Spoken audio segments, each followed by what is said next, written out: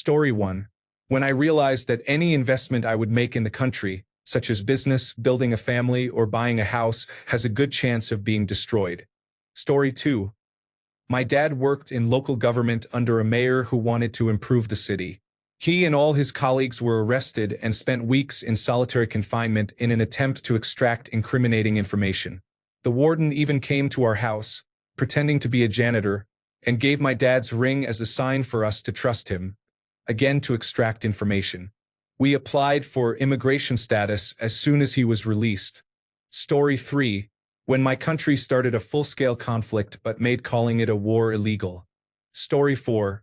My family was caught in the fallout of the Indonesian National Revolution in the late 1940s and the resulting turmoil in the 1950s. I asked my mother why they moved to the Netherlands, and she said very confidently that soldiers came into the house, executed her aunt in front of everyone, and said more would be killed if they did not leave. They got on a ship within 24 hours, were accepted into the Netherlands as refugees, and were later resettled in the United States. Story 5. My mother-in-law and husband left 1990s Russia. The economy was very poor and many people had drinking problems. Multiple generations of highly educated family members lived in a small apartment. She saw a better opportunity elsewhere with her advanced degree. He is very grateful to her. Story 6.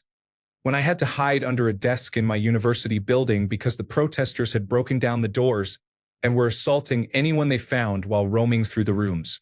As I sat in the dark under the desk, with the doors barricaded with whatever we could find, I decided that the country would not have my future. I left after finishing my degree and will never return. Story 7. In 2003 in Russia, Vladimir Putin had just imprisoned Mikhail Khodorkovsky, an oil magnate. There was no due process and some of the charges were absurd. My small town in the depths of Siberia benefited from Khodorkovsky and his oil operations in our region. I am aware of the extent of theft and how little was passed on to the people in the region, but we at least saw some benefits. Putin had already revealed his true nature by then, and nothing good could come from a former KGB agent. I was still quite young, though attending university at the time, and I knew I had to leave somehow. Story 8. When my school was being used as a political torture area 20 years ago. See if you can guess the country. Story 9. As soon as borders opened in the former Union of Soviet Socialist Republics, and doubled after they were shooting the parliament building from tanks. Story 10. When my country's elected government was overthrown in favor of a military government because the United States did not like the situation. Story 11. Not me, but my father and mother left when police started acting more like thugs than a proper police force. Sorry for bad English. Story 12. For all of Syria's issues, it is still far better off now than it was under the Assad family. My mother and most of her family left during Hafez Assad's rule, and Bashar Assad was even worse than his father. No one knows why it started, as the family was apolitical, but several members of my mother's family were taken, tortured, and likely killed. The government believed in collective punishment even before the war, but the assumption is this was not collective punishment, and they believed the family members were involved in something. I will be vague here because of anonymity, but a few of those who were arrested and tortured were released because a high-ranking government official used to be friends with them in their school days. That person warned them they all needed to leave the country or at least make themselves scarce, and to stop trying to rescue the rest, as 2 other family members were already dead and the rest were likely lost. A few family members who had not been taken had been trying to bribe others for information or release, but they had to stop. Story 13. I was 17, about to turn 18, which meant being forced into the military. I knew I had to make a decision or risk dying as a soldier. It was a difficult journey, with shootings at the border at night, but I made it through.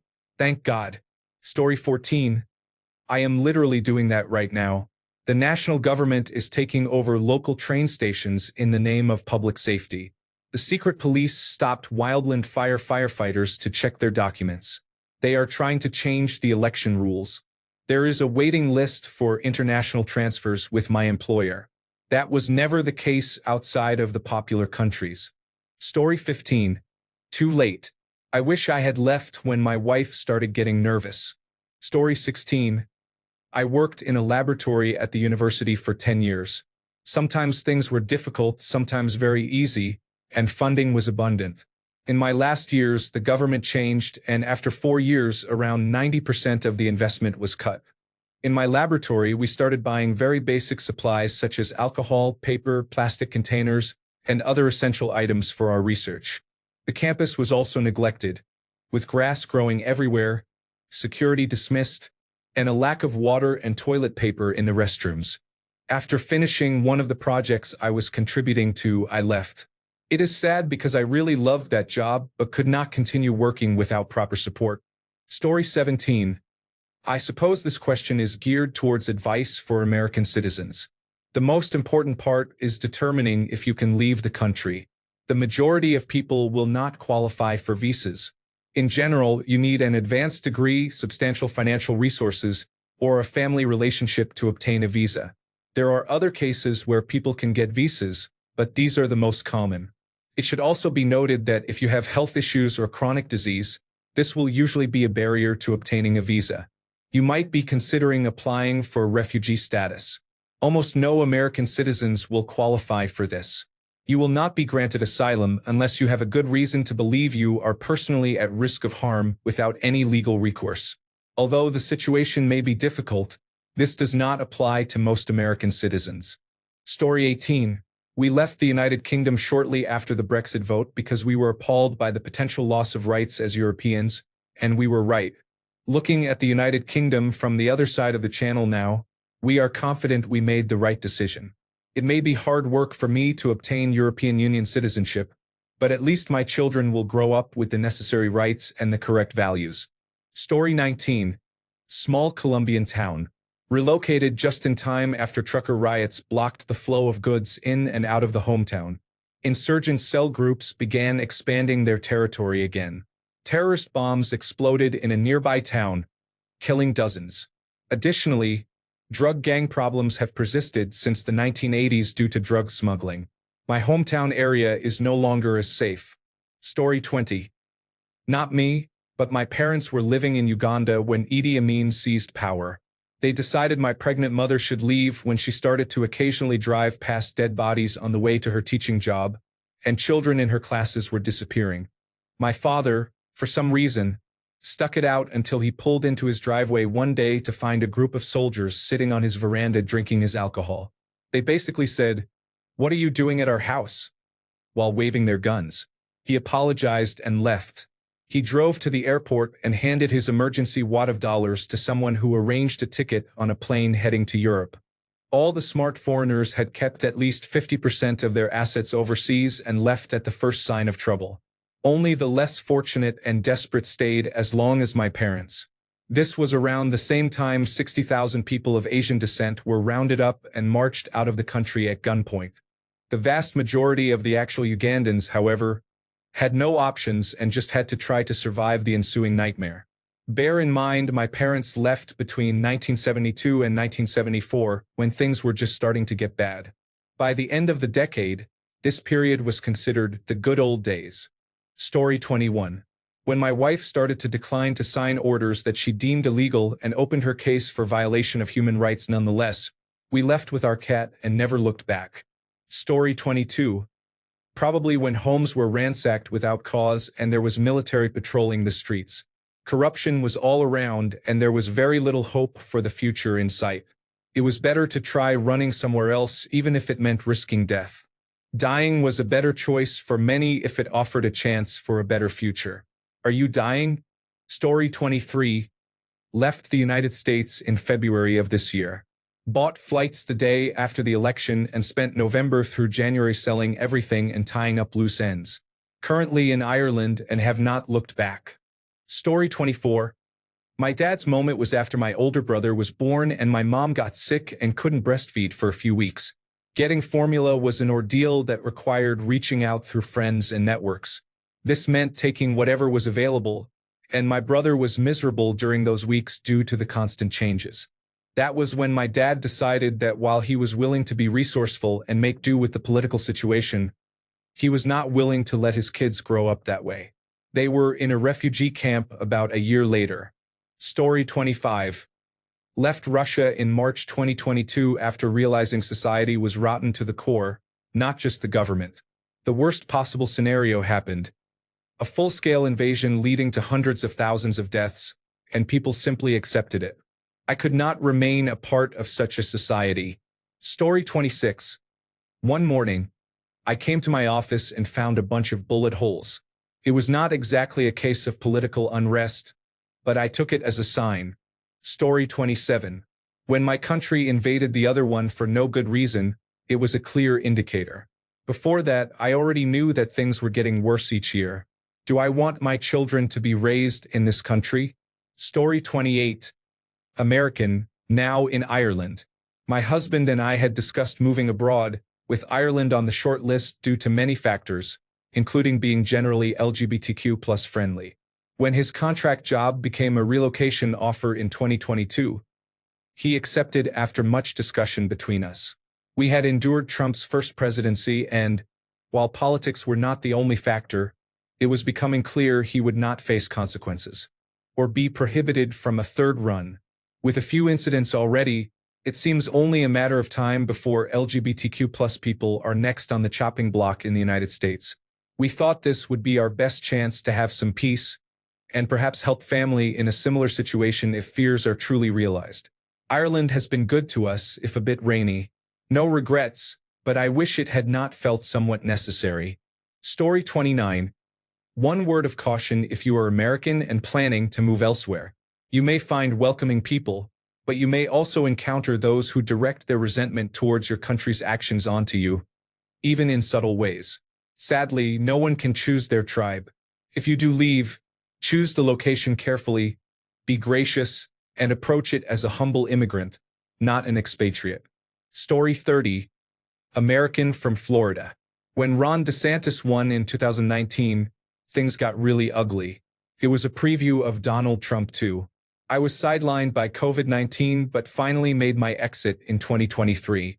By then, it was pretty obvious Donald Trump would win and destroy the country. Best move ever. Story 31. My husband grew up in a country experiencing a civil war. We made sure that all of our passports and identification documents were up to date as of last year. Our cue to start preparing seriously to leave is when they declare full martial law. Story 32.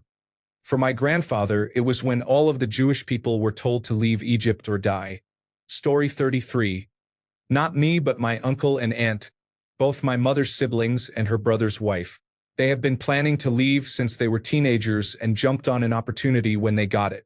As for my mother, she never had an opportunity to live freely. She always had things going on. Story 34. I am not trying to be funny, but if you are American right now. Story 35. The real answer is when it is to your own personal short-term and estimated long-term benefit to do so. Story 36. When it became clear that the people in charge do not care about ordinary people, are corrupt, and have extreme geopolitical agendas. Watching the United States feels like a replay. Story 37. We left the United States during the first presidency of Donald Trump in 2017.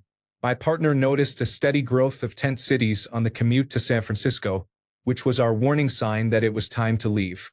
Along with the election of Donald Trump and the increase in gun violence, these factors influenced our decision. Starting over in Germany was challenging, but our situation is much more stable now.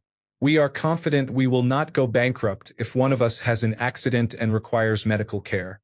Story 38. When you ask where your neighbor is and nobody will talk about it, it could be you next. Story 39. American. When most of my day was ruined by fear or stress about what was happening, had happened, or could happen. Story 40.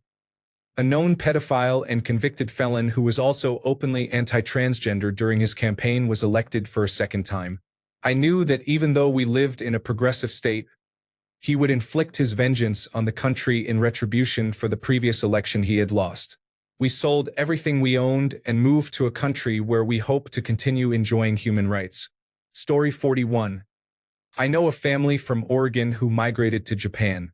They moved before they had children and now have a sponsored visa. I don't blame them at all. The United States is in a very difficult situation. Story 42. Not my country, but my wife's home country. It has been time to go for many years. We are still trying to leave, but there is not really anywhere to go. Story 43. I left the United States of America 3 years ago to my husband's country because he is tied to his job here for the next few years.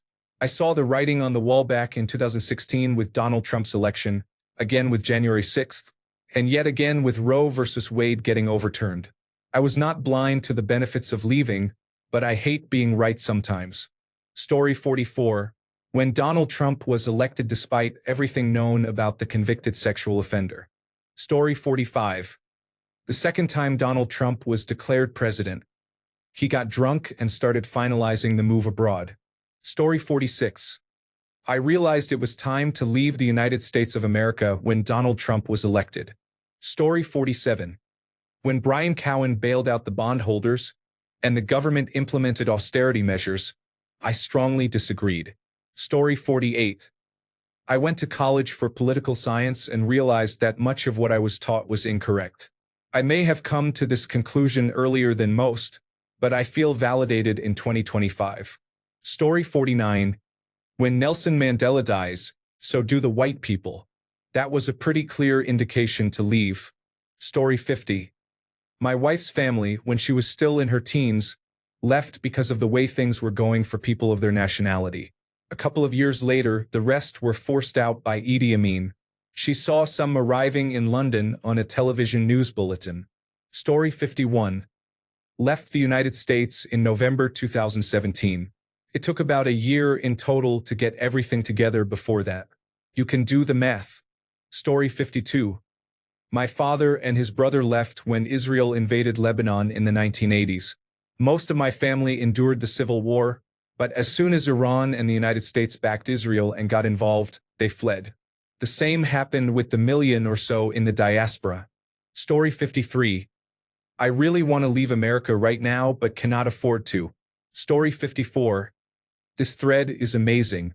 On one side, you have Americans saying Donald Trump got elected right now. On the other hand, there are stories like, my school was used as a torture room, my aunt was shot in my house and they told me I had to leave, and my coworkers were arrested and tortured. The disconnect is crazy. Story 55. I left the United States in 2023 but had been working toward it for about a decade. I was listening to a podcast and they kept saying, leave while you can, as a lesson in history, and it stuck with me. By 2022, I realized we should leave while we could, even if we had not yet managed to get everything perfectly in line. That was based on how I saw the Biden administration governing. Things only devolved from there and continue to do so. Additionally, we had already seen travel bans due to COVID-19. I never felt the weight of them because I am married to a dual citizen and had the right to travel with him. But seeing them happen made me aware of government's ability to take that from us. Story 56. When it was obvious women had supervillain powers and could destroy a man with her voice by making any accusation at any time, anywhere. Left United States of America. Story 57. My aunt fled Bosnia when she was young. When my girlfriend and I started making plans to leave the United States, she and my uncle sent us a large sum of money to help, completely unprompted. They were so relieved we were leaving that they left 2 months after we did. That was when I knew we had made the right decision. It has been 6 months, and I still mourn the life we had planned in the States, but I know it would not be there even if we went back. I worked in biomedical research. Story 58. Mainly Americans complaining about problems that people from actual difficult countries like Cuba escaped from to move to the United States, and now they are considered the evil racists for caring about democracy and following the laws of the land. Sometimes democracy is challenging when you push the pendulum too far and people start to get upset. Should have kept those issues under control. Story 59. When the store shelves were empty, bread lines were cut short because the bread ran out before I reached my turn. Bombs were going off in my building. Americans have it so good and cry wolf. It is one thing to disagree with policies, but you are delusional if you think you have to leave America for better living elsewhere. Out of pure preference for a different lifestyle, sure, understandable. But to think you have to leave the United States? Come on now. Thanks a bunch for sticking around till the end of the video. Remember to subscribe, and until next time, stay awesome and goodbye.